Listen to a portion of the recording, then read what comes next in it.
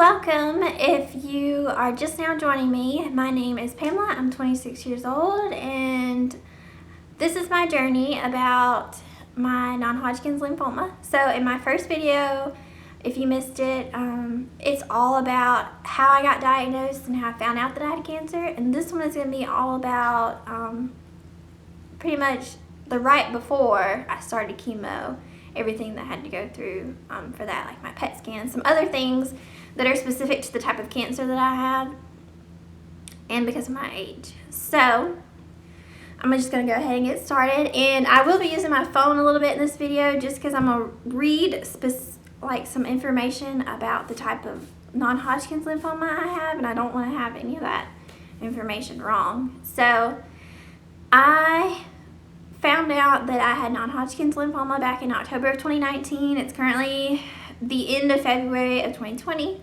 and as of today I am 1 week in complete remission, so I'm really excited about that. I found out at my hematologist visit last Friday. I did still have to do a round of chemo, but I'm still pretty excited to be in actual complete remission. I don't have to keep going back and forth because I have my hematologist is like 2 hours away. So I'm really excited about that. My repeat PET scan was last Wednesday, and so I found out the following Friday. But the type of non-Hodgkin's lymphoma I have, so first of all, there's Hodgkin's lymphoma and then there's non-Hodgkin's lymphoma. And non-Hodgkin's lymphoma has several different subtypes that go with it, literally list. I couldn't tell you all of them. I only know my kind. So I have anaplastic large cell lymphoma, and there are two types of those. There is ALK positive and there is ALK negative. I have the negative one, and it is a T cell lymphoma. There's B cell and T cell lymphomas.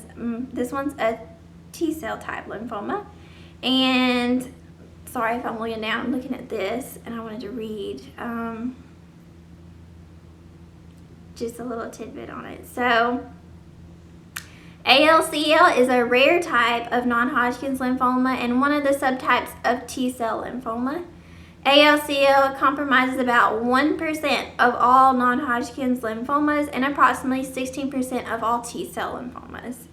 So the main difference between the two that really stuck out to me anyway, so patients with systemic ALCL are divided into two groups, ALK positive and ALK negative. Although both systemic lymphomas are treated as aggressive lymphomas, the disease course may be different. ALK positive ALCL responds well to standard chemo treatments, putting most patients into long-term remission. In contrast, while most people with ALK negative ALCL initially respond to treatment as well, the disease is more likely to relapse. Disease returns after treatment. That's what relapse means. I'm in remission, so if it comes back, it will have relapsed within 5 years. So sometimes ALK negative patients are treated more aggressively, often with a stem cell transplant after remission. While ALK positive ALCL usually affects children and young adults, ALK negative is more common in patients over the age of 55. So I guess I looked up and pulled the short straw because I'm only 26. But so with that being said, they mentioned something about stem cell transplant, and I will touch on that a little bit. First, I'm going to go over my PET scan because after you find out you have cancer, that's the next step. You do your PET scan. This tells your doctors what stage you are, where all your cancer is, how they're going to go about treating it, and so forth. So for me, in my case, and I don't know if it's the same at all facilities, but for me, the night before I had to be on a high protein, low carb diet, and then nothing to eat or drink after midnight. And the morning of, if you have pills or something, you can take small sips of water with that. So me and my mom went, and they put us in this little room. If you don't have a port, which I didn't have my port yet at the time, They put a little IV in so that they could give you, it's like the teeniest amount of radioactive dye. You can't feel anything when they push it or anything like that. At least I didn't feel anything. And then it takes a full hour for it to completely go through your system, because it needs to go through everywhere on you for this to be an effective scan. And then after an hour, so they sent my mom to the waiting room, and they brought me to where the CT machine is. So for us, if you've never had a CT, it's like this big, huge circle type machine. It's not the loud one. The loud one is the MRI one that uses the magnets. But the CT machine is just, it's really quiet. Basically all you hear is like the table moving back and forth, and then there's like some lasers that's in there you're not supposed to look at. And you have to do like some of the like hold your breath things and then release it. They tell you instructions while you're in there. It's pretty basic, but my first one, I want to say it was about 45 minutes. It was pretty long. They do for your very first one, they'll do a full body scan to see your whole entire body and see where the cancer's at. So, but for my second one, when I had my repeat one, after my third round of chemo, so my repeat one was last Wednesday. It wasn't nearly that long. It was like maybe 15-20 minutes. It wasn't long at all. Because they didn't do my full body, since I already knew where my cancer was. But so for me, so they lay down flat, and then they put like a little wedge under my knees for like comfort, and they pick your heels up just a little bit, I want to say. They cover you with a blanket, and then you go backwards in the machine, and they tell you different directions, like when to hold your breath and when to release your breath. And then after they do the top half, they'll have you stand up, turn around, put your head where your feet were, and then your feet go the other way, and then they do it like from the hips down to your feet. So for me, on the scan, the radioactive dye, its job is to cause the cancer cells to glow. So what makes them glow is cancer cells are cells that produce really rapidly, so they're using a lot of metabolism. And the dye clings to areas of high metabolism, which are common in the cancerous cells. So when the dye does that, it causes it to light up on the scan. And so for me, there was some little lights right here over by my liver, which we knew about that one, those lymph nodes.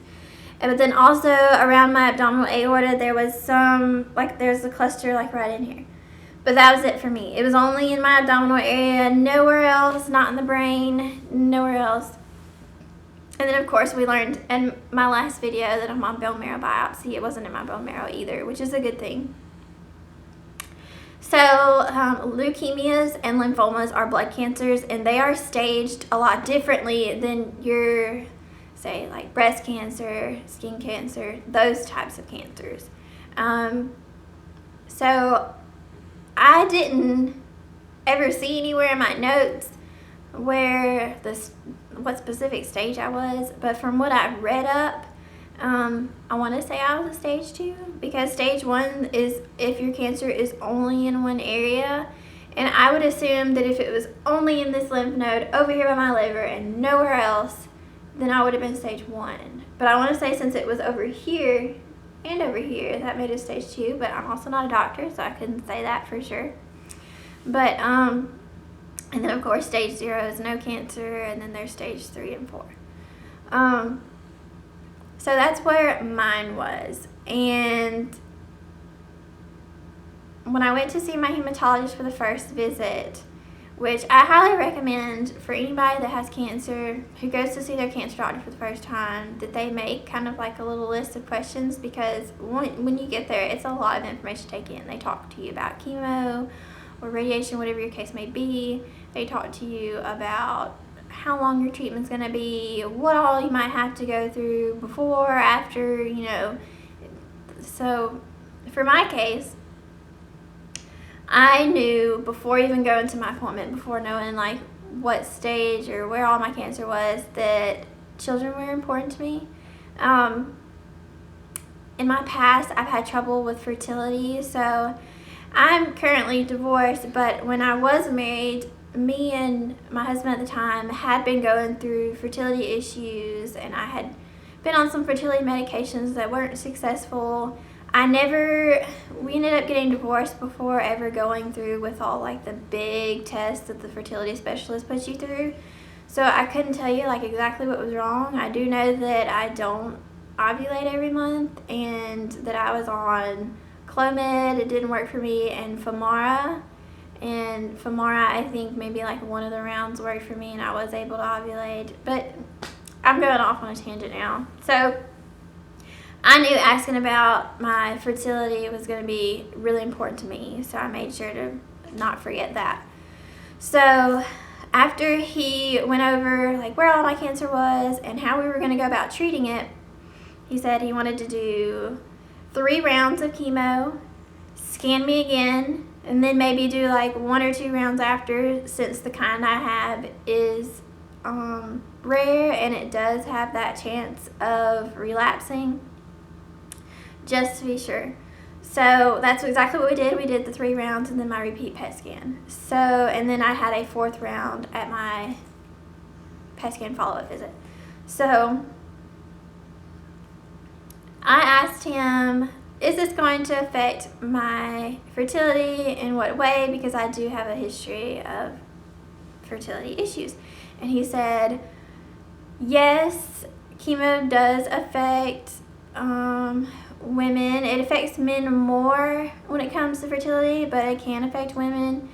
So he immediately called his colleague, the fertility specialist that I ended up seeing, to get me in as quick as possible, because we could not go forward with my chemo until I explored all of my options as far as me being able to have a family in the future.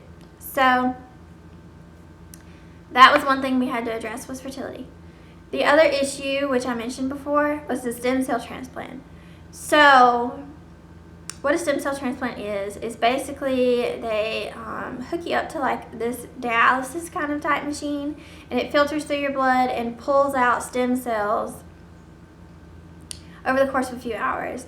And it usually takes a couple of days and a couple of rounds of this type cycling before they get enough stem cells to store. And what they do with those stem cells is they store them in a freezer, and they can be stored for a lifetime. And if and when, God forbid, my cancer comes back, I would get those stem cells via a bone marrow transplant instead of, I think in lieu of chemo. That's how they would treat it if it comes back. I don't know all that for certain. I haven't spoken to MD Anderson yet, and I haven't had that procedure done yet. I'm sure they could tell me all those answers. But anyway, so that is one thing that I also have to have done, which actually is done after you're in remission. Since I'm in remission now, I have an appointment with MD Anderson in less than 2 weeks, I want to say, to go and have that done. But yeah, so my fertility is a whole, so that's going to take like a whole nother video to go over, because I know that not everyone's going to have to go through that. You may not want to hear about it. So I'll do a separate video. It'll probably be my next video, actually, since that was the next step after I left his office, was to speak to the fertility specialist that following week.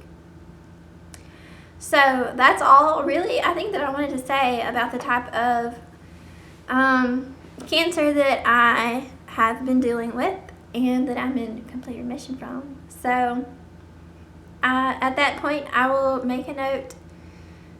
Hopefully, so in my fertility one, I'm going to actually have things that I'm going to show you, because there was like shots and things that I had to have.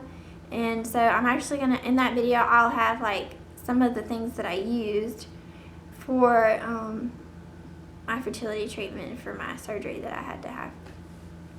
But I'll go over that later. So I hope that you guys have a blessed rest of your week. And if you have any questions, I'm always here. I don't mind answering them. and thanks for watching.